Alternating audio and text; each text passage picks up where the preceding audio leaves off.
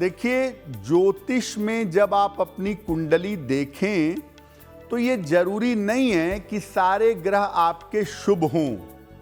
मानव का जीवन है, सुख दुख से चलता है, तो कुछ ग्रह शुभ भी हो सकते हैं और कुछ ग्रह अशुभ भी हो सकते हैं। बृहस्पति की जो अशुभ स्थिति होती है उसको ज्योतिष सबसे ज्यादा नकारात्मक मानता है। क्यों?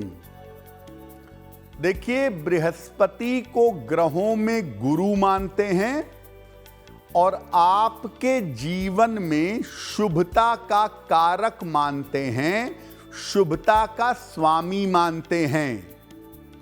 अगर बृहस्पति कुंडली में अशुभ है या अशुभ स्थिति में बैठा है तो ये आपके जीवन में शुभता को कम कर देगा।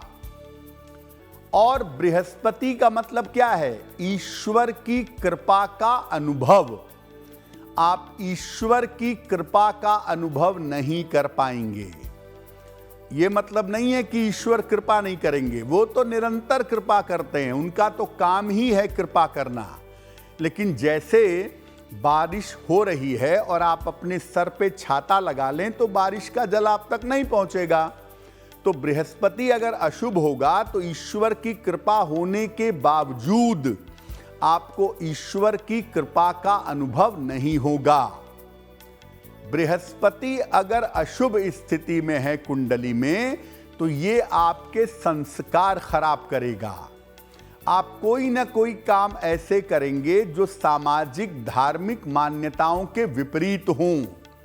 आपके खान पान की, आपके जीवन जीने की तमाम आदतें खराब होंगी। और ऐसे लोग जिनका बृहस्पति अशुभ होता है ये कुमार्ग पर चले जाते हैं, गलत रास्ते पर चले जाते हैं, उनको पता भी नहीं चलता और धीरे धीरे एक दिन उनका डाउनफॉल हो जाता है। देखिए, हम बृहस्पति की अशुभ स्थितियों के बारे में बात कर रहे हैं, तो अब ये जानते हैं कि बृहस्पति की पहली अशुभ स्थिति कौन सी है और इसके इम्पैक्ट क्या हैं। देखिए, बृहस्पति की सबसे ज्यादा अशुभ स्थिति है गुरु चांडाल योग। कुंडली में अगर गुरु और राहु एक साथ हों तो इस योग का निर्माण हो जाता है। गुरु राहु अगर कुंडली में एक साथ होंगे तो ये व्यक्ति के शुभ गुणों को घटा देता है और व्यक्ति के अंदर नकारात्मकता को, निगेटिविटी को बढ़ा देता है।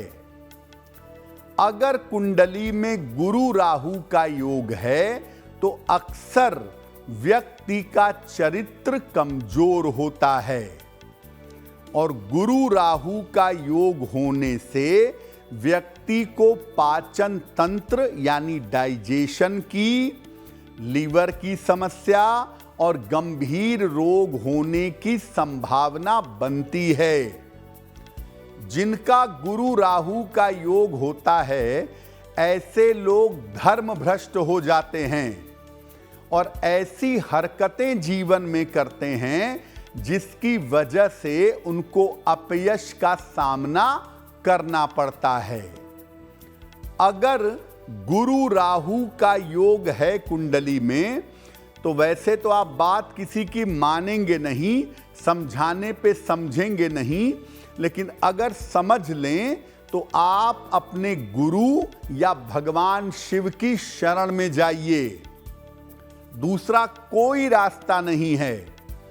और अपने जीवनचर्या में सुधार करें, मांस मदिरा का प्रयोग बंद करें, अपद्रवी संबंधों से दूर रहें, पवित्र सात्विक रहें, भगवान के नाम का जप या भगवान के मंत्र का जप करने से आपके अंदर पवित्रता बढ़ेगी और गुरु राहु की जो गड़बड़ी है वो धीरे धीरे समाप्त हो जाएगी। अगर आप मुझसे जुड़ करके अपनी समस्याओं का समाधान चाहते हैं और चाहते हैं कि आपकी समस्याओं को ज्योतिष के माध्यम से सुलझाया जाए, तो आप हमसे संपर्क कर सकते हैं, जुड़ सकते हैं एस्ट्रो तक पर।